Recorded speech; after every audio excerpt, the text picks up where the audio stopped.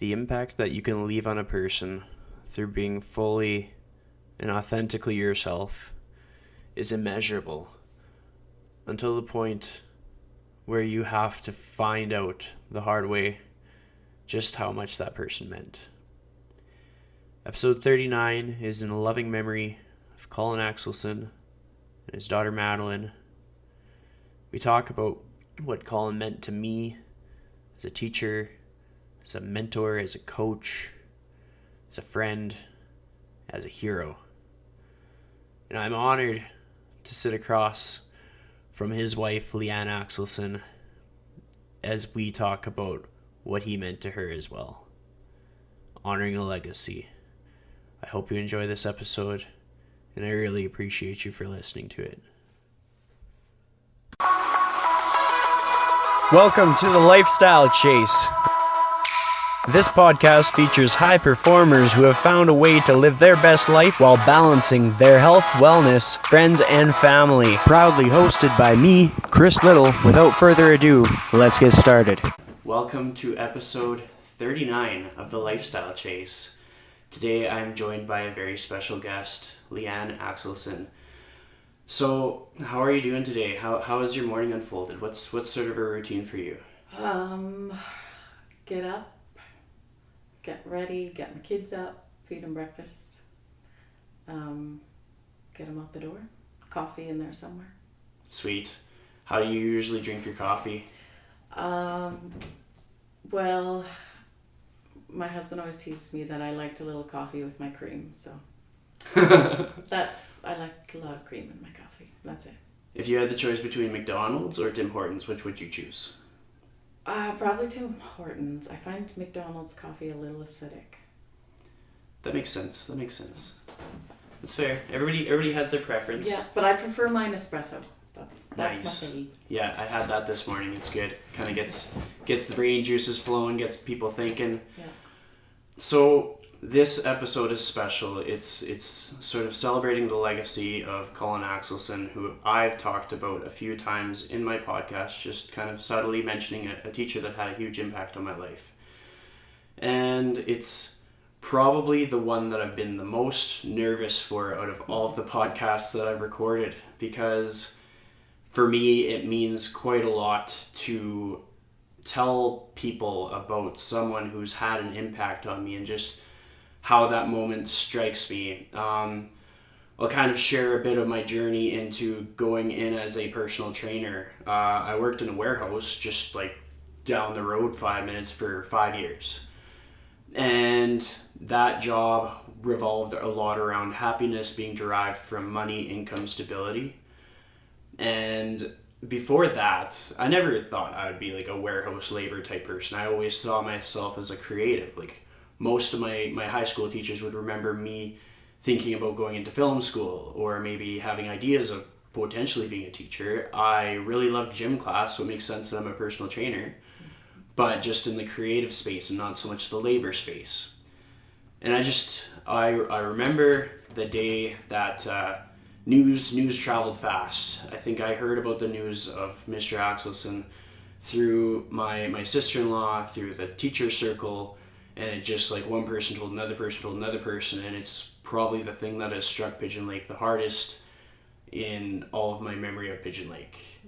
I think it's been the moment that brought everybody the closest, the fastest. It's been the moment that had an impact on more of my classmates than any other moment. I know a few of my classmates from class of 2010 got tattoos to signify something. They've done something meaningful to show that significance. And I just remember being in the warehouse and thinking about like I had someone who showed true character and treated other people properly. And like my first memory of Mr. Axelsen was like it was the 3 feeder schools that went into Pigeon Lake.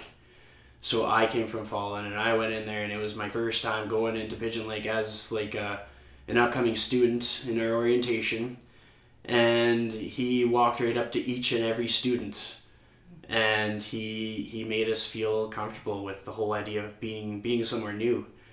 And I remember how much I cut myself down back then, like just like, oh no, I'm not athletic enough for that, or I'm too shy for that, or like I can't get this assignment done. And I just remember how within the first year he was already talking me into doing basketball. I was like, well, I'm not exactly the tallest person. I mean, maybe I shouldn't try basketball. And he's like, well, just do it. Like, you could totally do it. And he's 100% of the reason that I gave basketball a shot. I wouldn't have even tried it. And it was like, I definitely had to show a lot of grit to get any success from it. It was a very uphill battle, but like I think I developed a lot of character from that as like a rookie player, and it kind of taught me some leadership in knowing that the only way to get anything that you want out of the things that you're passionate about is working hard.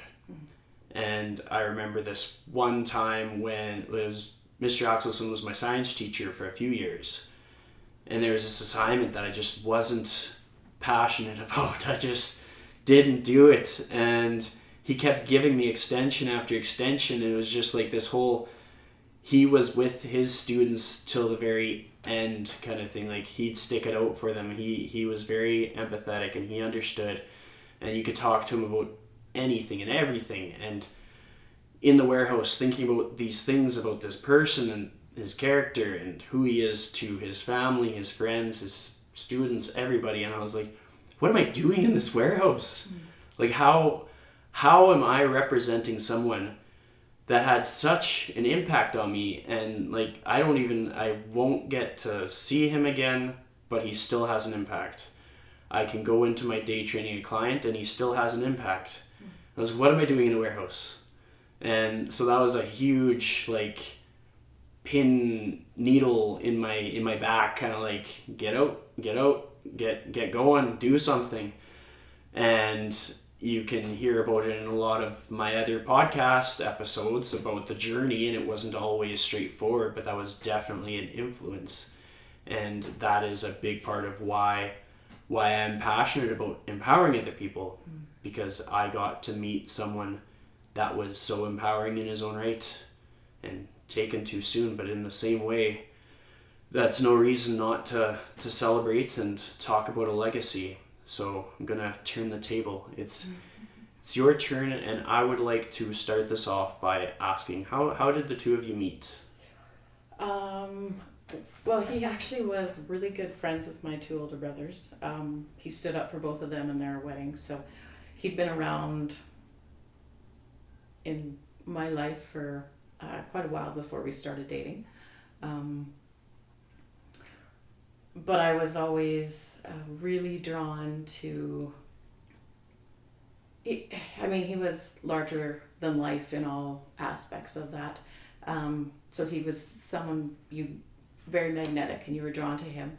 But I think the two characteristics about him that just struck me more than anyone I'd ever met was his humility and his authenticity. I didn't know anyone in my life that had those characteristics in such a way that I'd never seen it exemplified in that way. That's awesome. Yeah. What, like, how old were you at the time when you started seeing him, kind of thing? We started dating when I was 19. He was a few years older than me.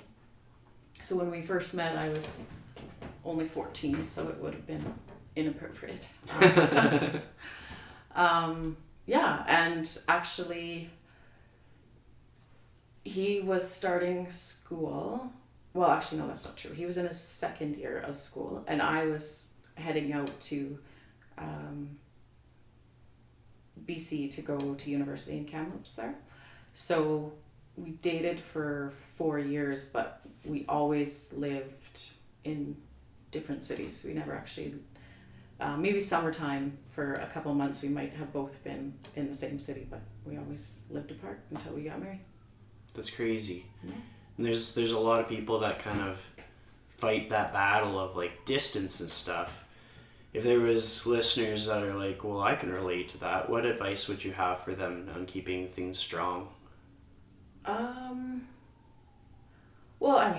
you hear communication all the time, but a big part of communication is being honest. Yeah. So even when you think, oh, this might hurt someone, I can guarantee you it's more hurtful to be dishonest in the moment that you think you're protecting them, and then it'll come out eventually. So I think that was a big part of it, is being able to say, this is hard, or this is frustrating me, or we wrote letters, oodles and oodles of letters. It was, email had just started, so we did email a little bit, but yeah, I have a big box of letters at home now that we sent back and forth to each other when we were dating, and learned a lot through that. What are your 3 most happy associations with the letters, be it like a quote or just a feeling, an emotion? I think sometimes it's, well, with letters, I had to say,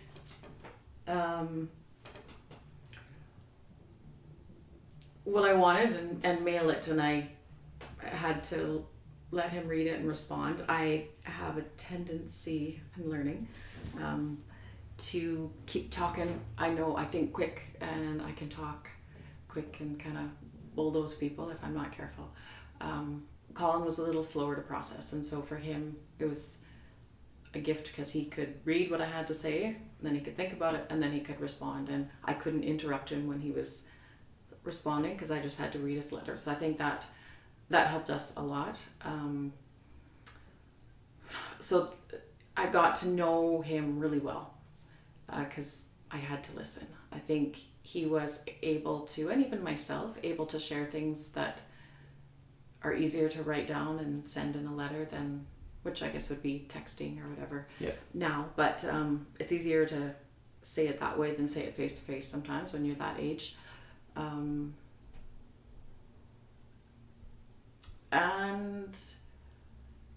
there was special little, like he would draw little cartoons in his letters that would make me laugh, or he was learning to play guitar and he recorded some songs on a tape, which he would be mortified if he knew that people knew about that tape. I still have it. Yeah, just special things like that no one else in the world that knows him would know about him or have seen. Mm-hmm. That is cool. Yeah. And it's like a special gift that you have that nobody else has. Yeah. A few of my favorite memories of high school, because like I was a pretty quiet kid in high school. A lot of people are like, high school, the golden years. I'm like, so glad I'm out of there. But a few teachers stood out to me, and they made high school what it was. They really made those magical moments, and I'd have to say, like, it was between Mr. Axelsen and Mr. Hetlinger. They taught me all my dance moves. Yeah. Be that a good thing or a bad thing, it is what it is. Yeah. But I just remember, like, because Mr. Axelsen was tall, so tall. Oh, wow. And then you see him, like, doing, like, 2-steps and, like, line dances, and, like, this is the funniest thing I have ever seen. But he was good. He had the moves. He was. He's a better dancer than I was, yeah, by far. And so it's good that I learned all my moves from him. Well, he had some dance moves that were less than appealing, but he owned them. He would sing as well. Like, if we were doing like a basketball drill and he was just showing off, he'd sing this one song. I can't remember the title, but it was like, "Don't You Wish Your Girlfriend Was Something Like PCD, Me." Yeah. Yeah. It was so funny because like he sang the whole damn thing and would dribble past like half the top athletes, just throw it in the hoop, and then we're all humbled for the rest of the day. Yeah, he didn't lack confidence in that area, did he? It was good. It kept things light, and I think it encouraged a lot of people to just naturally be themselves, which is something that I've grown into promoting. Like, on my Instagram, I think it says, "Be your damn self," because there's so many sellouts in the world, and especially when you go into the fitness realm, because that's like the popular thing to do these days.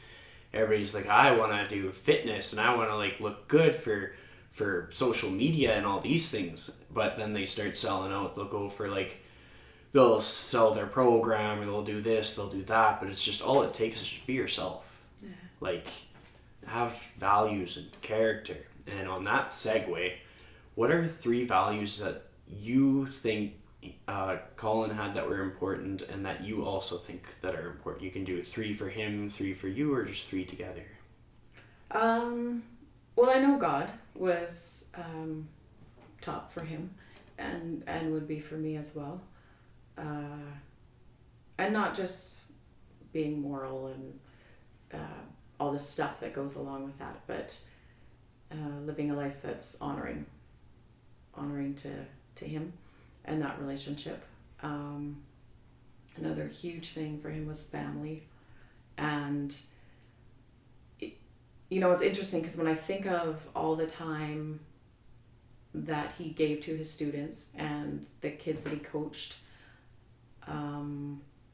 there were moments of frustration for me, saying like, when are you going to be around?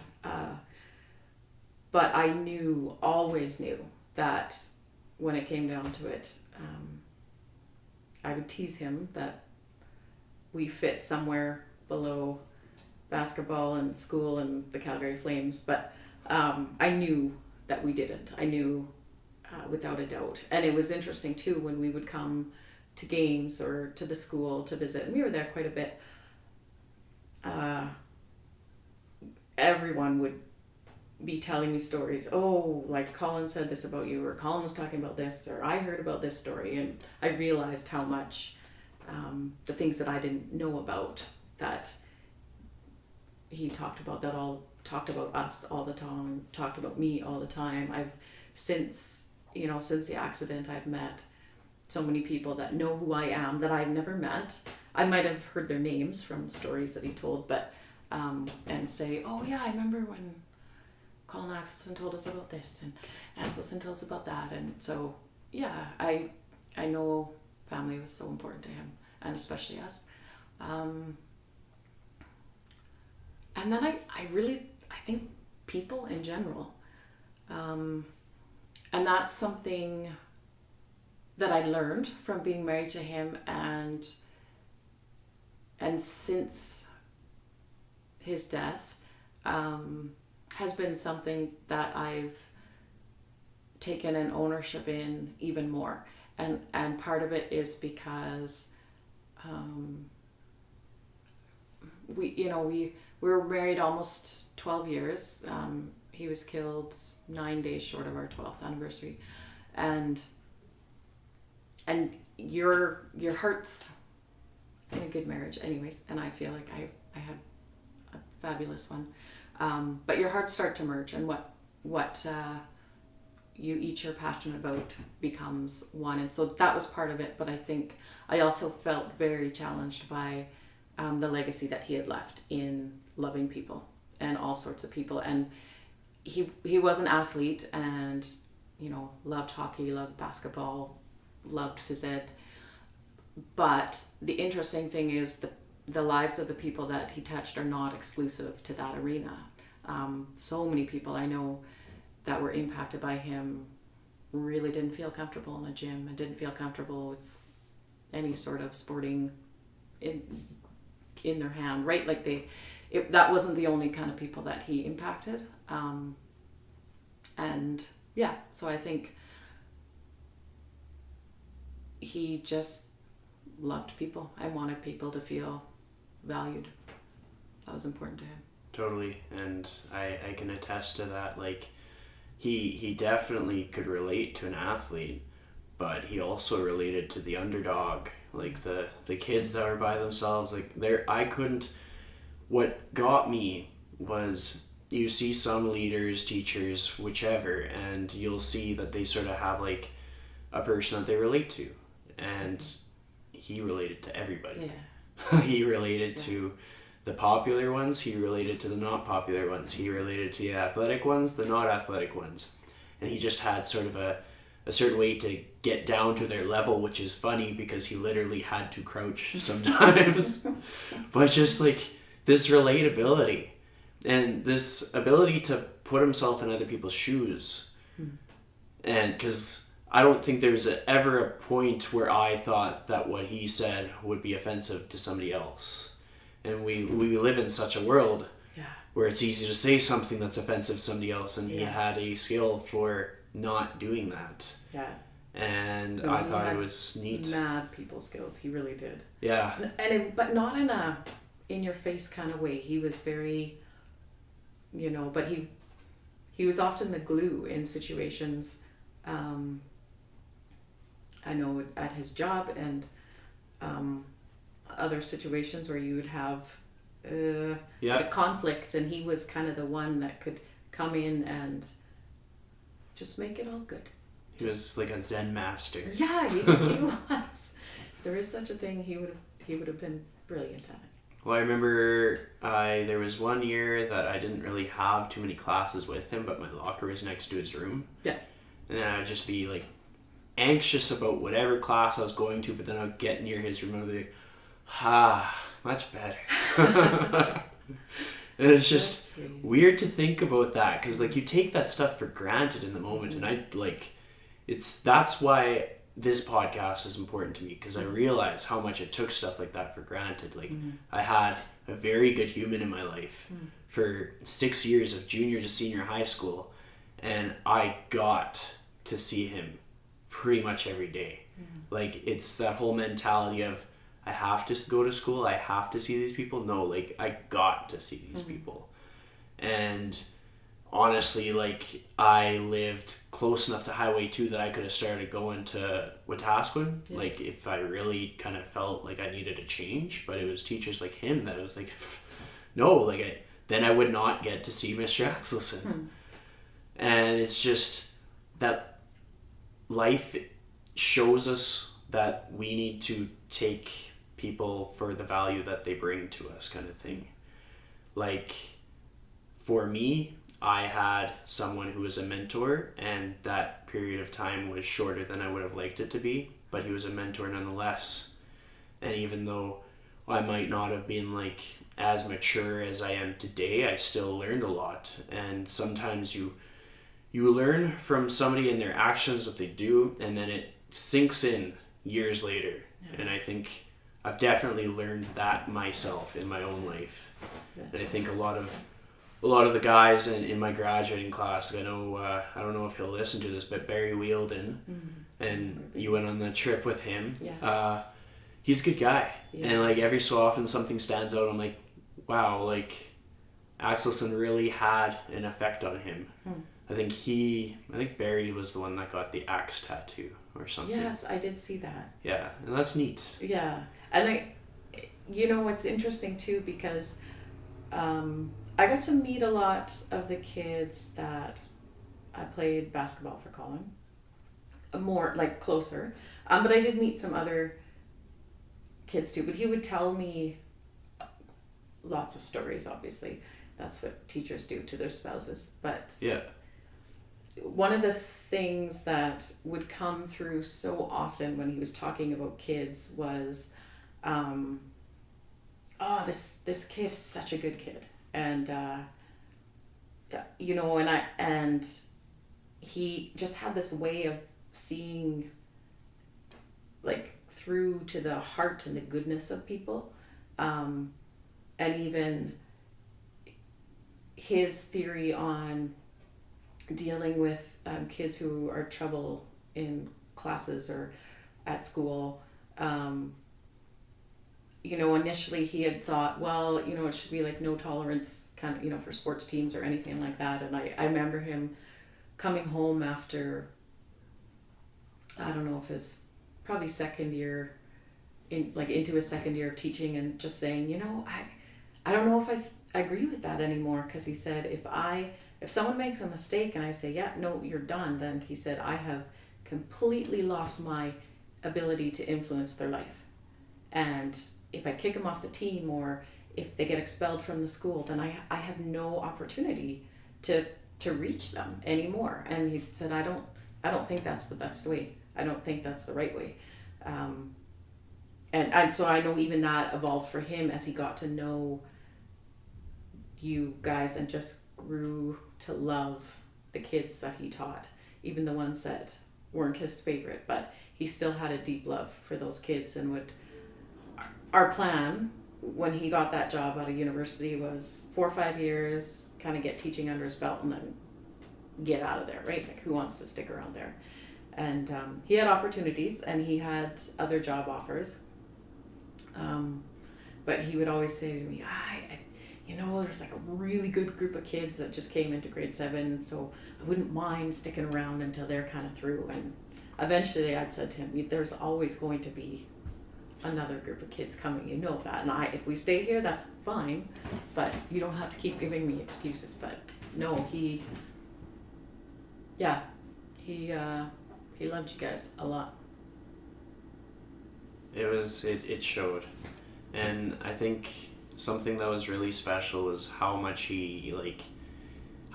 time but also logistics he invested into the basketball athletes. Like, he changed the basketball program completely. And then he took it and he changed it again. Because I mostly played in junior high. I didn't really play in senior high. Yeah. And so I got to do some of the basketball camps. Yeah. And those were some highfalutin basketball camps. Mm-hmm. Like, you could run those things today and they would still be very, very effective, very valuable. And he packed the value into that. And looking at things that are offered in the fitness industry today, I'm like, that it competes with those things. Like, he had, I think it was like a college coach or something in there too, and he had the machines where it feeds the ball back, drills on drills on drills, and you're working hard to build up that repetition. He did everything that was in his capabilities to make people great. Yeah. Now, I have a cool story about that. So when he started there, during his interview, one of the things they had asked him if he would coach, and he said, I actually, might not consider taking the job if I don't get to coach basketball. That's huge for me. Well, and I think most admin teams, that's gold for them, right? Yeah. To find teachers who are willing to volunteer time. So after he got the job, we were engaged and we were looking for a place to live, and he'd taken me to the school and kind of said, they don't have basketball banners up here, but he's like one day we'll have some basketball banners up there.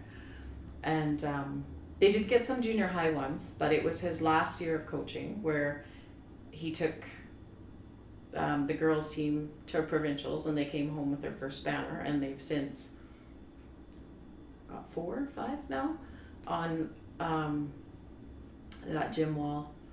And I ran into someone through work last fall, and we were at a conference and we were supposed to have a conversation about something, and she shared that her husband was a teacher down in southern Alberta, and he coached basketball. And I said, oh, that's kind of neat. And I said, my husband did too. And so she said, yeah, there's this team that comes from around here, because we were in Edmonton, and man, they are always good. They dominate every year. And this program, my husband said he's watched this program just grow. And I said, oh, where are they from? She's like, Pigeon Lake. And I said, oh, really? And I said, it's actually my husband that started that program, because up until the point he was there was really no basketball program. It was like a mom and a gym and a whistle or something. And she said, oh, wow, my husband's been trying to, model his program after what he's learned about this program, and just had all these neat things to say. And that was just I called Colin's parents after that conversation just to tell them, but it was so neat to hear that, because I thought, yeah, he accomplished what he wanted to accomplish. And there's even other people completely unaware of the situation who see it and recognize it. And it's not that it's about that. You don't have to be recognized, but it was just a nice affirmation. It's cool. Knowing what I know about him and his work ethic, and it was never an ego thing. No. He never did anything for him. No. And I could observe the times when he was putting in so much time to basketball that he had to stop himself and rein it back, and like he would get emotional about it. Like when he was intensely coaching like the senior boys, that's a big time commitment, and for students that don't understand, it's going to take even more time. When they can't buy into what they need to do for the whole team to get better, then he would have had to invest even more emotion, more time, more technique. But it's never ego. It was always like passion, and just to be witness to that, because I'd be like kind of walking through the school and maybe like small talk with him, like, hey, how's it going? Haven't seen you in a while, kind of thing. And it's just I bore witness to how much that program meant to him, and then like I graduated, and then since then that's when he started taking on like the girls team. And I remember the girls team when I graduated, and then I heard about the girls team just lighting it up, and I was like, holy crap. And just like, because I would have friends with like younger sisters or something on the team, and I just see oh wow, like they're winning all these games. And then ever since, like there's that Facebook group, and it's Memories of Colin Axelsen, and that's probably the fastest growing Facebook group I've ever seen.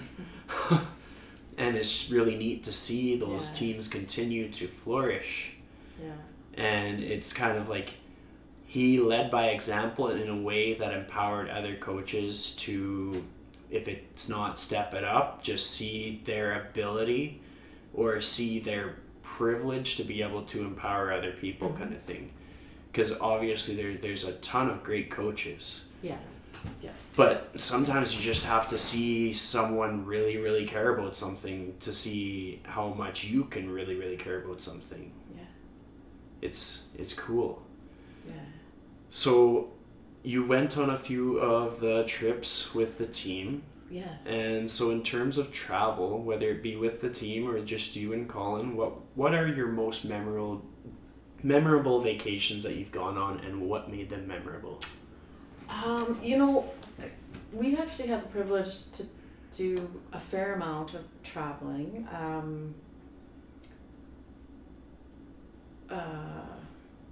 When my oldest son was 3 months old, we spent 2 weeks in Dubai and UAE area, and that was a neat trip. We were visiting my parents. But I think if I had to say the two vacations that have the best memories for me would be 2 road trips that we took in the summer. So one we did down to the West Coast. Colin loved being the driver. He wasn't a very good passenger. So the plan was we would take turns driving. And I think the first road trip we took, so we drove straight to Salt Lake City in one day. It was like insane amount of driving. And the next morning we set up a tent in a schoolyard, woke up at 5 a.m. from the sprinklers in the yard. So we're running out of there trying to make sure the tent doesn't get wet. That was quite funny. I mean, it wasn't great when we were tired, but it was funny. And then I was supposed to drive that morning, and I think I drove for about an hour and a half, and then finally he just sat up in his seat and said, can I just drive? I can't sleep. Just let me drive. I'm like, okay, fine. So we made it all the way down to LA, and then came up the coast on the number 1. 3 weeks we stopped and visited family and friends, and saw some pretty amazing things and spent a lot of time in the car together, and I was the navigator, and there was no GPS when we did these. So I had all the maps, and we were not sure how we would do. That's a lot of time in a car. But we came back from that, and we were like, we didn't fight. That was amazing. That was lots of fun. 3 weeks and we survived. 2 summers later, we did East Coast. So we drove all the way down to Florida, did a little stint to the Bahamas, and then came up the East Coast of Florida. Again, visiting family and friends, Washington, New York, Nashville, Orlando, Miami, Daytona Beach, Chicago. It was so much fun. Like, we had a blast, and again, we got along the whole trip. And that was 4 weeks that we did that one. And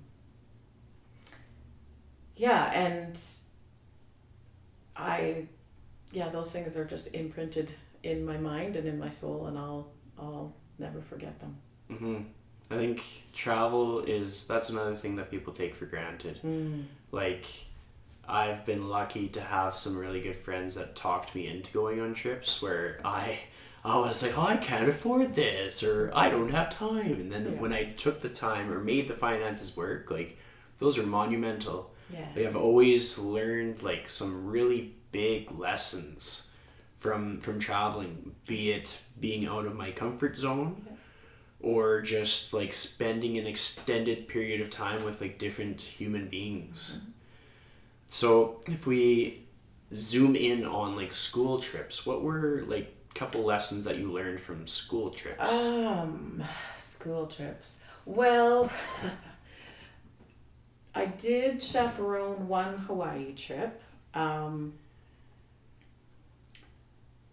And then we went, if tournaments were within 2-3 hours of home, then I would normally pack up the kids and go along. Yeah. And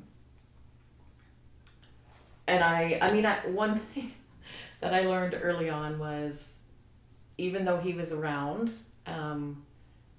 his responsibility was the 12 teammates that he was coaching, and I was still single parenting in those moments. You know, he was there to engage with them, but that's not his priority. His priority was the students. So, learned not to expect that he would be helping in that way. And once I kind of got that expectation to where it should be, then it made things a lot better. I think I really enjoyed seeing and learned about his relationship with students, and then even the families, and how much respect he had within the community, and people really trusted him with their kids as a teacher, as a coach. They could tell that he was invested in their kids, and they were very supportive. He rarely had problems with students or players' parents. Like, it really wasn't parent teachers. He would come back and I'd say, how'd it go? And he'd be like, well, I never really get any issues. He's like, there's some kids that come with their parents and I challenge them on stuff, but he's like, usually just people come to shoot the breeze with me. I was like, oh, well, that's not a bad thing. Well, yeah, but it seems wrong somehow. But I loved, and then even I think too,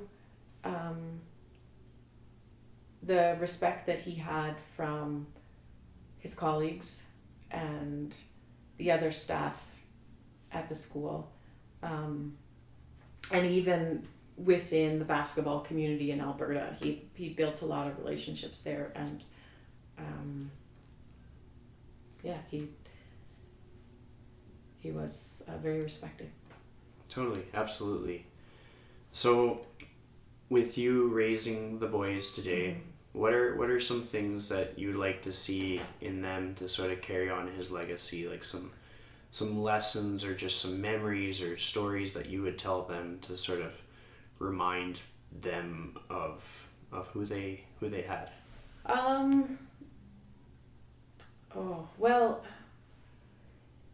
It's definitely something that I try to bring into with both Colin and their sister Madeline, that they lost. We talk about him a lot, and for Madeline it's more, what do you think she would think of this or what we're having for supper, or what would you want to buy her for Christmas, or what would she dress up for Halloween. Whereas for Colin, we talk about a lot of ways in which they're the same as their dad. And I'll say, oh my goodness, that reminds me of your dad and how we would do that. Or if your dad could see that, he would be so happy because that's just what he would do. And I think it's so important that they hear about the man that he was. And, you know, they were 4 and 5 when he was killed. But it's amazing how much of him they know and are. They are diehard Flames fans, like diehard. And they don't even, you know, if people have Oilers stuff on, they're like, get out of the house. And I have not, that's like, they haven't got that from me. They got that from him, and it's in their DNA somehow. So that's one of the funny things that they have passed down from their dad. But I think people, I want them to care about people too. Consider each other and consider others when they're doing things, because it isn't always just about you. Mm-hmm. And you don't know when people are paying attention and watching you and learning from you. And so what you leave as a legacy, you want that to be good. I think having a sense of humor and to be able to take yourself lightly, to be able to laugh at yourself and be a goof and be kind, but just be who you are and embrace it. Totally. And that was definitely something that I learned from Colin. Like I talked earlier just about that authenticity. He was who he was, and you knew whatever side of him you saw, it was all him. Like there was no smoke and mirrors with Colin. And totally. It was a beautiful thing. I think his love of being active, whether it be sports or camping or hiking or anything like that, I think that's important, to find something, whether or not you're a team sport person, but find an activity that you just love to do that you can continue to do throughout your life. I think especially for boys, they need an outlet. So I think it's really valuable, but I think even just for health and general wellness, it's important to have that too. So I want that for them. So they play a lot of sports. Sometimes I regret it, but I know it's a good thing. I know their dad would like it. Yeah, totally. And like they're bound to have a lot of natural talent for it too. Yeah, I think it's coming. It takes time. It does. Well, and you know, it's interesting because Colin was he was always an athlete, or he liked sport, but even when it came to basketball, he was a bit of a late bloomer. Yeah. He didn't make the senior team in grade 11. He was in the junior varsity team. But then of all of his friends, he was the one who went the farthest playing basketball and then went the farthest coaching. Yeah. And had lots of potential. Like he did have the opportunity to coach a university team, and could have continued with that, but it just cut into his school team. He knew he couldn't do high school and university and then family time, and so he just said no, not right now, not at this time in my life. So but yeah, so he took his time getting good. He got there, but slowly but surely. So Well, I honestly think that's how he could relate to people. Like, Yeah. for myself, I often wonder, I was like, why was he so persistent to get me playing basketball? Like, there absolutely nothing in it for him. But yeah, he just he encouraged me to try out. He gave me some extra time during drills and gym class. He always told me I'd make it to 5'10". Did not make it to 5'10", more like 5'8", but it is what it is. But it's just like that attitude. Yeah. And then that's like been a resource or a tool that I have applied to life going forward. Like, I'm in an industry where they say the average career span of a trainer is 2 years. Oh, wow. And it's part of it is burnout, part of it is just like you really gotta be in it for the right reasons. And it's not too different from teaching. Like, if you're not a people person, you're out. Like, you're either going to start like selling things for money that seem lucrative, or it's not gonna work out. And so it's neat to hear that perspective, because I'm like, no wonder he like connected with so many people, because that was him. Like, he understood what it felt like. Yeah. And they say, you know, when everything comes naturally to you early on, sometimes you lose the drive. Yeah. Or you don't develop the drive, I guess. Whereas athletes who weren't necessarily as natural, but had to work hard and had to be more grit, those are the athletes and the individuals that will be able to push themselves farther in sport or life, because they had to develop those skills, right? And, and they're usually more coachable anyways, but it's important. Those are the people who don't necessarily know how to have an ego. They're just like, to get this thing, we have to go to work. Yeah, we absolutely. have to put in the effort. We have to like not cut ourselves down and just see what we can do. And like in high school, junior high years, that's the prime of a lot of people cutting themselves down. So a teacher that won't let that happen within earshot is pretty pivotal for anyone. Yeah, to have that person, to know that someone in that building is got your back and has confidence in you, that's so empowering. For students. And because I imagine I'll have lots of other teachers that taught me listening. Like, it takes a village to raise one kid. Yeah. So as much as we're talking about Mr. Axelsen and how much he like encouraged people, lots of teachers. It takes a lot of teachers. It's like a little ping pong game. One of them says something nice, and they great. They get to the other side of the hallway. I'm sad now. The other one says something nice. Like, it's a balance. It's a delicate game, but not all teachers can do that. So it's a gift. Yeah. But most teachers are superheroes, so. They truly are. They truly are. So that Facebook group got pretty big pretty quick.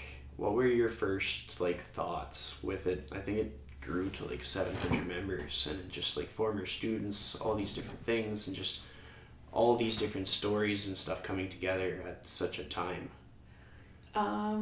Yeah, you know, I'm trying to remember. Honestly, I mean, that day was pretty horrific, obviously.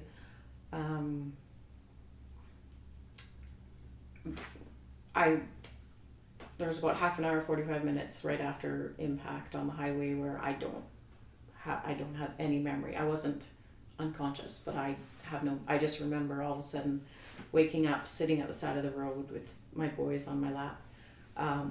So at that point I was told that Colin was gone and that my daughter was being airlifted to the Children's Hospital in Calgary. We were sent to Red Deer. On the way to Red Deer, they almost lost Benjamin. And my other son was, kept telling his brother to wake up and not go. So then we get to Red Deer, and one son's taken to victim services and the other one's in the room next door screaming, and they thought I had so many bruises they were worried and then I got a phone call saying my daughter wasn't going to make it and I need to get to Calgary to say goodbye. all that to say, it was very overwhelming. So to be honest, I don't even remember when I became aware of that group. I'm guessing it was probably at least 3-4 weeks after the accident before I those first 2 weeks are a blur. I remember what people tell me, but I don't remember that. I think it was so powerful for me, and I still would like to take those stories and put it into a book for the boys to be able to read. But hearing from, and I think as we talked about earlier, all the different groups of people that he impacted, and even kids who were on teams that Colin's team played against, saying, I remember him as a coach, and I remember the encouragement he gave me in the high five line at the end of the game, and he connected me, just people that I think you interacted with him for what, 5 minutes or 15 minutes or and yet he stood out to them, and I had often said that to him. I said, I don't know if you know how much impact you've had in this community, and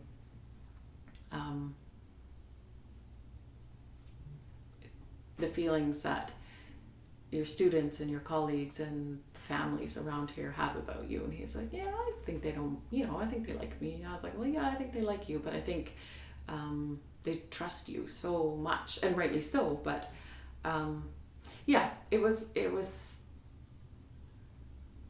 a beautiful gift. I love those stories. It's always nice to hear how, you think about yourself when someone shares how you've impacted their life. And I think in that, hearing about this legacy that Colin left is not made it easy, but have been a gift in all of this. Totally. To have that. It's one of those situations that's tough to talk about. Like, I'm sure some people are like, why is he bringing this up? But it's just, people are going to have things in their life where they feel so alone. And how many resources are out there where they don't feel so alone? And so in part of this, like, it's just we're celebrating a legacy, but we're also empowering other people to not feel alone, kind of thing. Something that sort of stood out to me, I think I saw it, maybe you shared it in the group, or I saw it word of mouth, small community, but you're a writer, like you write things, like just for fun. Yeah, well, and then that's I don't feel like, people say, oh, you're a writer. I'm like, I'm not a writer, I just write sometimes. But I guess that's what a writer does. Yeah. Something I didn't do before the accident. I need to process externally. I've always needed to get it out. And one of our habits was we always went to bed together. And that was something both of us wanted, but especially Colin. He was like, if you're not going to bed, I don't want to go to bed. Or if you're going to bed, I want to go, I don't want separate. So we would go to bed together, and then before we would fall asleep, we would just talk and about our day, about the week ahead, or hopes and dreams, all of those things. And he got to learn just to listen, and I would blah, blah, blah, blah, blah, and then, oh, I feel better now, I got it out, and then sleep like a baby, I wish. And so then after Colin was gone, I just had so much, but I couldn't get it out because I had no one to talk to. And so I just started writing, and I really had no intention of ever sharing what I was writing. I just needed to get stuff out. But there was so many people invested in this journey I was now on, because of our family and Colin and how public everything was. And so I would get a lot of emails and text messages and messenger notes, just asking how are you doing, how are you going, and some days it would be more than 80 people would contact me, and I did not have the ability to connect with everyone. So what I started doing was posting some of what I was writing to kind of let people know where I was at or what I was going through. And it was just a really efficient way to respond to lots of people. And in the end, it turned into a blog. And again, I was very reluctant. It took a lot of persuasion from other people. But that has been neat in the responses and the feedback that I've been getting from people. And a lot of people who've also lost somebody and can't articulate how they feel, and then they'll read something and say, oh, this is totally how I feel, and I couldn't say it, thank you. So another challenge to me, that sometimes you need to step out of your comfort zone and do something that you might not want to, but that you've been put in a position to do, because it's not just about you.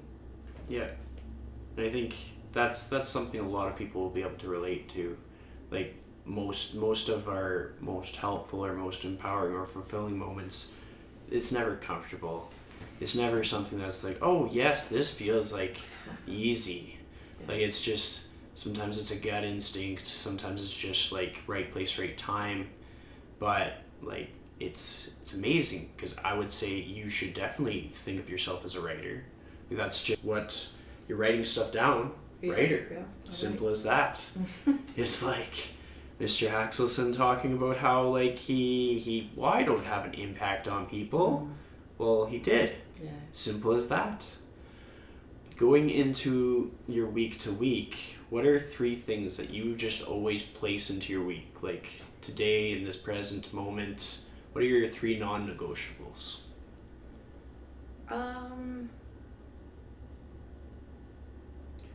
I think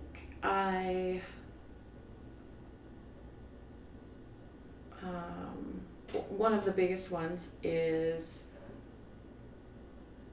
being present. That's always been a bit of a struggle for me, because I'm a doer, I'm a task-focused person. But having kids kind of changed that for me. Being married to Colin changed that for me too. And then especially after the accident, just realizing, be wherever you're at, be there. Whatever situation you're in, there's great things about that situation and there's less great things about that situation. Whatever stage your kids are at, whatever stage in life you're at. And enjoy the good stuff that's in that moment. The bad stuff will be there, you got to deal with it, but remember that when the situation changes, you lose the good and the bad. You don't get to take just the good and leave the bad. So enjoy the good of that moment, that circumstance, and then move on to the next one, and have that be your focus. Another big piece for me is hope. And I have hope.